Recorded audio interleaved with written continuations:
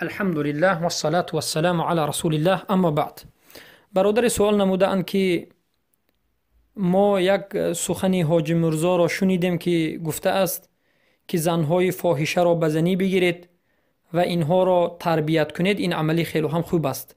یعنی زنهای فاحشه را گران اینها را تربیت کردن و دعوت نمودن آیا جایز است یا نیست؟ بارک الله فیکم. البته زن چندین نمود است.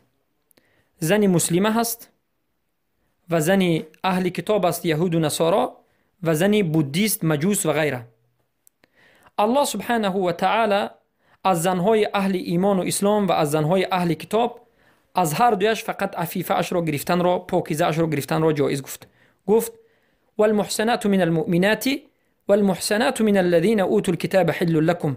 ای مردم، زنهای مؤمنه، محسنات، عفیفات و پاک، زنا نکننده،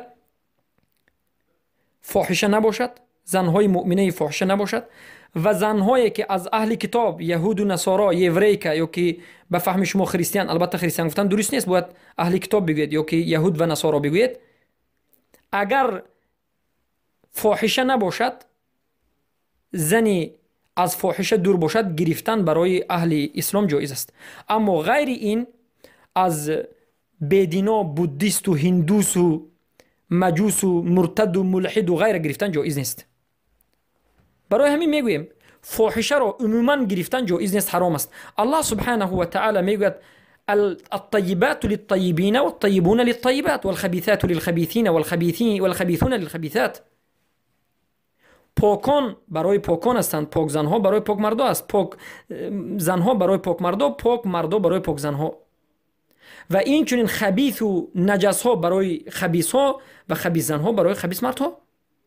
برای همین جمهور قول علما همین است که اگر دو جوان، پسر و دختر، پیش از توی، پیش از نکاح، بگویم پیش از نکاح، اگر زنا بکند، به همدیگر زنا بکند، چخیلی که امروز در این دارالکفر که مرتدها اعلان میکنند شعارشان همین است، اگر زنا بکند هر دوش را در زده می شود و هر دوی این را به همدیگر زن و شو کرده نمی شود، همیشه ابدالابد حرام است. و این قول جمهور علما است. پس به یک مرد مؤمن و یک مرد مسلمان گرفتن یک فاحشه حرام است. اگر این فاحشه خود را مسلمان بگوید، نماز نخواند، یگان عمل نکند، اما به نامش مسلمان باشد، چخیلی که در تاجیکستان و ازبکستان و طرفای ما است، هم از خودش مسلمان میگد. مسلمان میگد بینید مجوس است، مسلمان میگد میبینید که مرتد است. بعض این زنهایی که خود را مسلمان میگن فاحشه اند، در بولش هیچ نماز نخوانده اند، نماز نخوانده، اینها کافرند، اینها را گرفتن حرام است. و حاجی مرزا میگد یا که دیگر ایشان میگد یا مولوی میگد 100% خطا کرده است و غلط کرده است. باید شما زنهای مسلمان و پاکدامن را بگیرید. رسول اکرم صلی الله علیه و سلم گفتند تنکح المرأة لأربع لمالها ولجمالها ولنسبها ولدینها فرفت بذات الدین تربت یدک.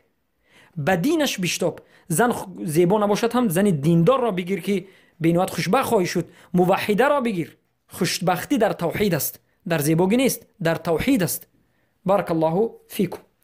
پس این یک سخنهای احمقانه است، سخنهای هست که انسان عاقل این سخن را نمیگوید. زن فاحشه را با این راه گرفتن و وای کردن نیست، بلکه باید نصیحت کرده شود و باید از این راه باز داشته شود. بارک الله فیکم. اما سوال اینجاست که زن یهود و خریستیان را که اهل کتاب را که میگیرید، البته اگر میگویم گرفتن جایز است، بله گرفتن جایز است، به شرطی که زناکار نباشد، فاحشه نباشد. زنهای یهود و نصارا بی فاحشه هم، زنهای تازه هم هست. اما در مسئله حجاب پوشانیدن زن اهل کتاب، البته در دین اونها حجاب پوشیدن نیست، در دین اونها یوبکه و این چیزا یا که کته دراز پوشیدن نیست، بلکه ما گفتیم دیوس مردی که زنش حجاب نمی‌پوشد، این زن مسلمان باشد. اما زنی خریستیان باشد یا یوریکا باشد، در دین خودش پوشیدنش جایز. البته در دین اونها پوشیدن سطر شرط نیست، البته از زانو بالا را اونها تا گردن میدونند، اما غیر این را که سر است و پا هست یعنی سطر نمیدونند.